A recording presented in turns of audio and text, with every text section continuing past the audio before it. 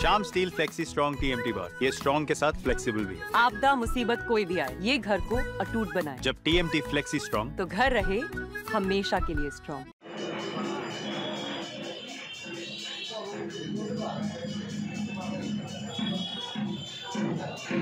মন্দিরে পুজো দিলেন। আপনারা সবাই জানেন শীতলকুচির ভারত বাংলাদেশ সীমান্ত এলাকার কৃষক রাজবংশী সম্প্রদায়ের মানুষ উকিল বর্মন গত 16 এপ্রিল অন্য দিনের মতোই কাঁটাতারের বেড়ার ওপারে তার কৃষি জমি আছে, ভারতীয় BSF-এর কাছে গেটে সমস্ত বৈধ কাগজপত্র জমা দিয়ে সমস্ত নিয়মকানুন মেনে চাষের কাজে গিয়েছিল স্বামী স্ত্রী মিলে।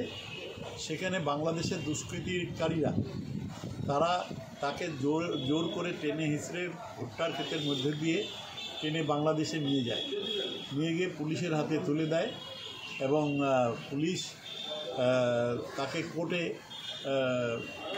হ্যান্ডওভার করে।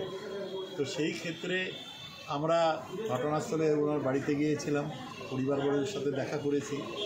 পরে ওখানকার ফুলবাড়ি যে ক্যাম্প আছে, মিস্টার রাজকুমার সিং অ্যাসিস্ট্যান্ট ডেপুটি কমান্ডার, তার সাথে ডিটেলস কথা বলি।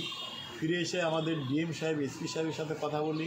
মাননীয় রাজ্যের মুখ্যমন্ত্রী মমতা ব্যানার্জি, তার সাথে আমরা যোগাযোগ করি এবং যেটা জানা গেছে মাননীয় মুখ্যমন্ত্রী তার যে মুখ্য সচিব, স্বরাষ্ট্র সচিব, তাদের মাধ্যমে কেন্দ্রের সাথে যোগাযোগ করে।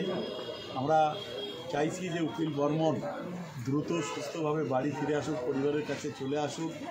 এই প্রার্থনা নিয়েই আজকের প্রাণের ঠাকুর, কুচবিহারের মানুষের সম্মানের শ্রদ্ধার ঠাকুর মদনমোহন বাড়িতে আমরা পুজো দিতে এসেছি। তার পরিবারবর্গকে নিয়ে, তার ছেলে পরিতেশ বর্মন, তার দাদা প্রফুল্ল বর্মন এবং অন্যান্য গ্রামবাসীরা তারাও এসেছে। আর ভারতীয় সেনা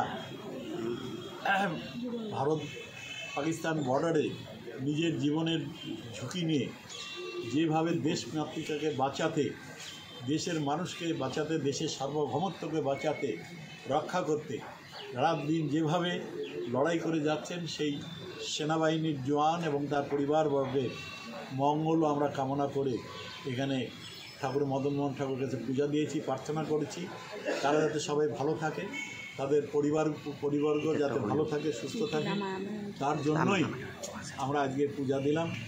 এবং সর্বোপরি আবার বলতে চাই, উকিল বর্মন তাড়াতাড়ি সুস্থভাবে বাড়ি ফিরে আসুক তার পরিবারের কাছে।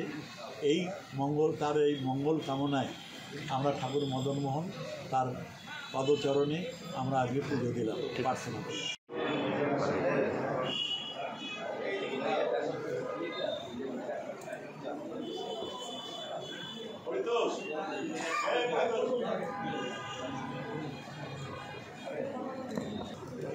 গোপাল কাকা একটু সাইড।